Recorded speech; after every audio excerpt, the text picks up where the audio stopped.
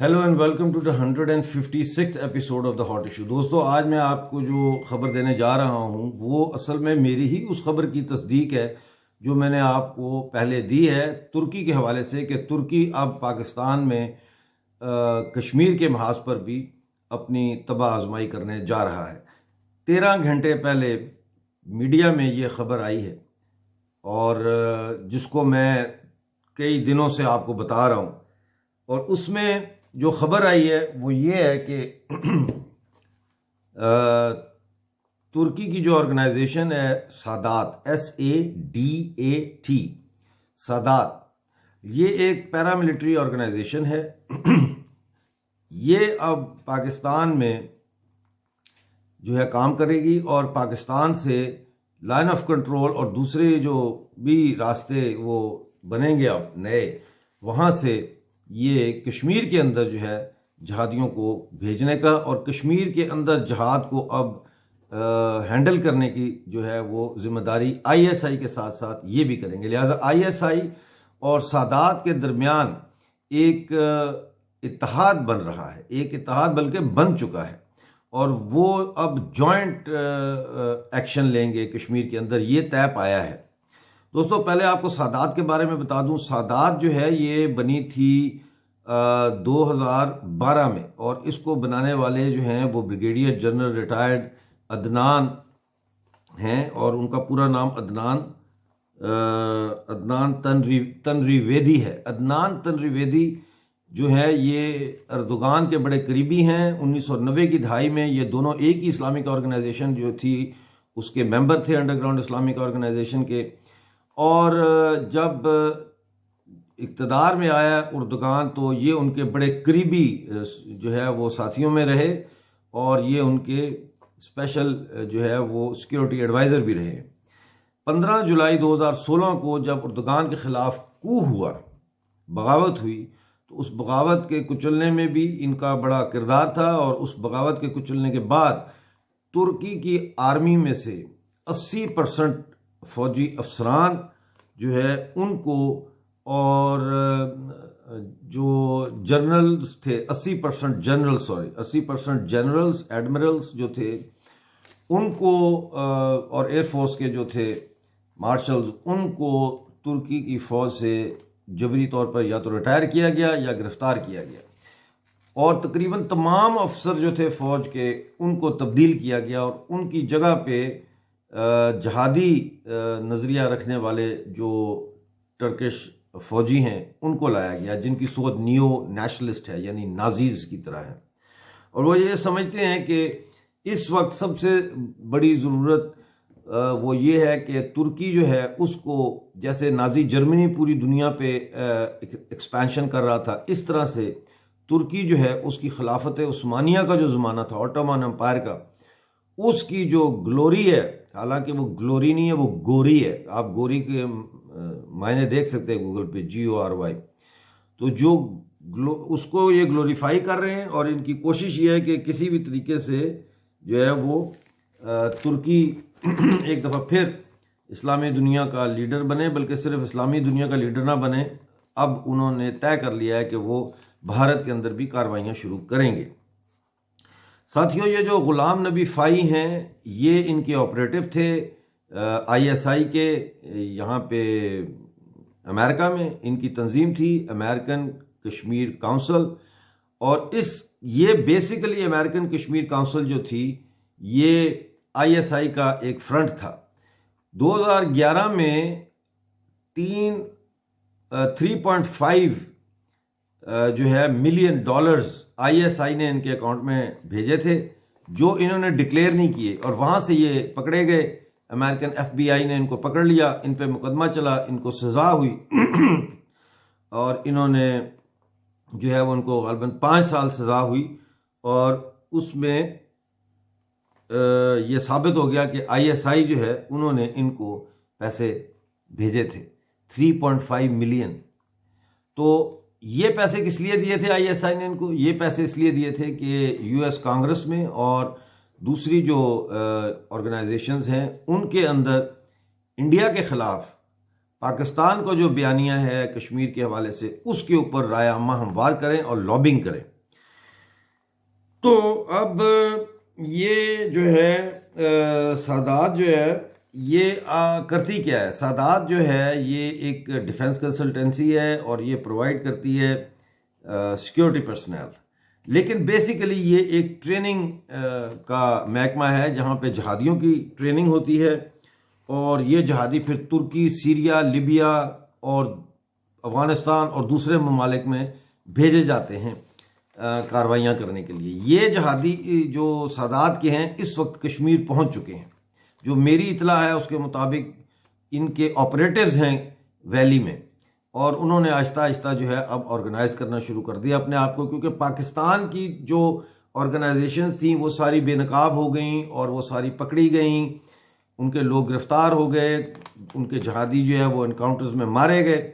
तो अब सादात को ये काम सौंपा गया है बज़ाहिर। 2019 में दिसंबर में एक मीटिंग हुई थी इंटरनेशनल इस्लामिक यूनियन की, उसमें भी ये जो सादात के हैं चीफ, इनका नाम मैंने आपको बता दिया है, तनरीवेदी, इन्होंने ये कहा था कि हम चाहते हैं कि हम जो है दुनिया में हज़रत इमाम मेहदी के आने का रास्ता हमवार करें। हज़रत इमाम मेहदी जो है वो इस्लाम में वो हैं जो आखिरी आएंगे पैगंबर, जो कि दुनिया को, जब दुनिया में सारी जो है वो क़यामत के आसार मुकम्मल हो जाएंगे तो फिर इनका ज़हूर होगा और फिर जो है वो दुनिया में ये आके तो दुनिया को सही करेंगे या क़यामत का ऐलान करेंगे, कुछ इस तरह का है। वो आप चेक कर लें कि प्रॉफिट मेहदी का क्या है। दोस्तों, त्रिवेदी जो है ये मास्टरमाइंड है टर्किश आर्मी में प्रो वेस्टर्न और सेकुलर जो ऑफिसर थे उनकी परजिस का, उसका ये मास्टरमाइंड था। और अर्दोगान की जो इस्लामिक पैरामिलिट्री मशीन है सादात, ये जो मैं जिसका जिक्र कर रहा हूँ, ये इसी तरह है जिस तरह माजी में ब्लैक वाटर थी, आपको याद होगा ब्लैक वाटर भी थी, एक जो अमेरिकन बेस्ड कंपनी थी, और ब्लैक वाटर ने काफ़ी कार्रवाइयाँ की पाकिस्तान में भी और अफगानिस्तान में भी। तो अब ये फैसला इन्होंने किया है कि ये इंडिया में कश्मीर डिस्प्यूट के हवाले से जो है ये कार्रवाइयाँ शुरू करेंगे। अब अमेरिकन कश्मीर काउंसिल जो है, ये अमेरिकन कश्मीर काउंसिल इस वक्त कश्मीर में मिलियंस ऑफ डॉलर्स जो है वो फेंक रही है। और ये अभी मेरे पास इस चीज़ की मुकम्मल तफसील तो नहीं है कि ये पैसे किस तरह से वहाँ जा रहे हैं और किसके ज़रिए जा रहे हैं, लेकिन ये बात जो है मुसद्दका है कि अब सादात जो तुर्की की ऑर्गेनाइजेशन है, पैरामिलिट्री ऑर्गेनाइजेशन, इसके ज़रिए अब इनके जो ऑपरेटिव्स हैं उनको वादी में अब पैसे पहुँचने का जो है वो इतलाएँ आ रही हैं और इसके ऊपर जो है वो सीरियसली सोचना पड़ेगा। और अब मकसद इसका क्या है? तुर्की क्यों फैलाव कर रहा है? तुर्की इस्लाम की आड़ में असल में टर्किश कैपिटलिज्म को एक्सपैंड कर रहे हैं, यानी तुर्की जो है वो मज़ीद मंडियां जो है उन पे कब्ज़े करने के लिए इस्लाम का लिबादा ओढ़ के, मज़हब का लिबादा ओढ़ के, बिल्कुल उस तरह जिस तरह मोहम्मद बिन कासिम और इस मुसलमान इन्वेडर्स हिंदुस्तान पर आए थे, लपके थे और उन्होंने हिंदुस्तान पर कब्ज़े किए, बिल्कुल उसी तरह उसी सोच के तहत अब तैयब उर्दगान जो तुर्की का सदर है वो उनके जो नक्श कदम पर चल रहा है। तुर्की का जो है वो असल मकसद भारत की मंडी को तबाह करना और भारत की मंडी पर कब्ज़ा करना, इसके साथ साथ सीरिया और ईरान और दूसरी जो सेंट्रल एशिया की मंडियां हैं उन पर भी कब्ज़ा करना। इसलिए अब जो तुर्की है वो कश्मीर को फोकस कर रहा है, क्योंकि कश्मीर आप जानते हैं कि सेंट्रल एशिया का रास्ता है। अब मैं ऑलरेडी आपको बता चुका हूं पिछली वीडियोस में कि 2 टर्किश बटालियंस ऑलरेडी पहुंच चुकी हैं तरबेला पाकिस्तान में और वहां पे उनकी एसएसजी जो कमांडोज हैं उनके साथ ट्रेनिंग जारी है। मैंने आपको पिछली वीडियोस में ये भी बताया कि इनको बलूचिस्तान में इस्तेमाल किया जाएगा, लेकिन इसके साथ साथ अब जो मैं आपको बता रहा हूं, मैंने पहले भी कहा था कि ये लाइन ऑफ कंट्रोल पर भी लगे, इनसे काम लिया जाएगा। ये इन्फॉर्मेशन मुझ तक आ चुकी थी कि ये फैसला हुआ है कि टर्किश जो है इनको लाइन ऑफ कंट्रोल पे भी तैनात किया जाएगा। लेकिन आज ये बात कंफर्म हुई कि लाइन ऑफ कंट्रोल के ऊपर जो टर्किश मिलिट्री होगी वो एक्चुअली सादात होगी। यानी ये जो सिक्योरिटी कंसल्टेंसी ऑर्गेनाइजेशन है ब्लैक वाटर जैसी, ये फौजियों को रिक्रूट करेगी और इनके छत्र छाया के नीचे सिक्योरिटी के नाम पर जो है वो टर्किश फौजें लाइन ऑफ कंट्रोल पर तैनात होगी। बात को समझ रहे हैं आप? यानी अगर तो तुर्की डायरेक्ट फौजें वहां पे लाके खड़ी कर देगा तो वो एक इंटरनेशनल सवाल बन जाएगा। लेकिन अगर सादात जो कि एक प्राइवेट कंपनी की शक्ल में मौजूद है, लेकिन प्राइवेट उस तरह से वो नहीं है इतनी, लेकिन रजिस्टर्ड प्राइवेट हुई हुई है, वो जब पाकिस्तान उसको हायर कर सकता है, दुनिया में कहीं पे भी आप किसी भी सिक्योरिटी कंपनी को, सिक्योरिटी कंसल्टेंसी को या सिक्योरिटी एजेंसी को अपने दिफा के लिए हायर कर सकते हैं।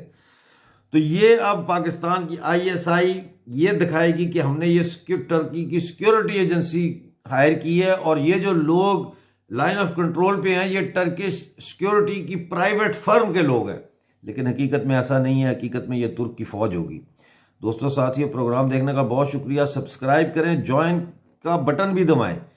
99 सेंट अ मंथ पे आप इसको ज्वाइन करें। हमें बहुत सख्त ज़रूरत है इस वक्त फाइनेंशियल सपोर्ट की, क्योंकि हमारा जो काम है वो बड़ा डिफरेंट है। वो और टीवी चैनल्स या यूट्यूब चैनल्स की तरह का काम नहीं है कि इधर से खबर उठा उधर से खबर उठा और एजेंसियों, न्यूज़ एजेंसियों से खबर लेके आप तक पहुंचा देना।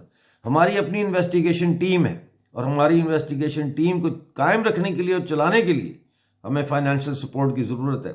हमारे सब्सक्राइबर्स की तादाद इस वक्त 10,500 है। ये कुछ भी नहीं है, ये मिलियन तक होनी चाहिए। लेकिन चलें, इस साल हम कोशिश करते हैं कि इसको 100,000 तक तो पहुंचाएं। हमारे चैनल की सपोर्ट करना इसलिए भी ज़रूरी है कि हम बुनियादी तौर पर भारत के दिफा के पॉइंट ऑफ व्यू से काम करते हैं। हम दुनिया भर में भारत माता के खिलाफ जो साजिशें हो रही हैं, ख़ास तौर पर पाकिस्तान, तुर्की और दूसरे जो ममालिक हैं, उनकी तरफ से उनका खोज लगाते हैं और उस खोज लगाने के बाद आप तक और इंडियन गवर्नमेंट के जो पॉलिसी मेकर्स हैं उन तक पहुंचाने की कोशिश करते हैं। इसलिए हम भारत की दिफाई लाइन का, यानी भारत के डिफेंस लाइन के फ्रंट लाइन पे काम कर रहे हैं। तो प्लीज़ इसको सब्सक्राइब तो करेंगे आप, लेकिन इसको ज्वाइन भी करें। और मैं चाहूँगा कि आने वाले दिनों में तेज़ी के साथ लोग इसको ज्वाइन करें।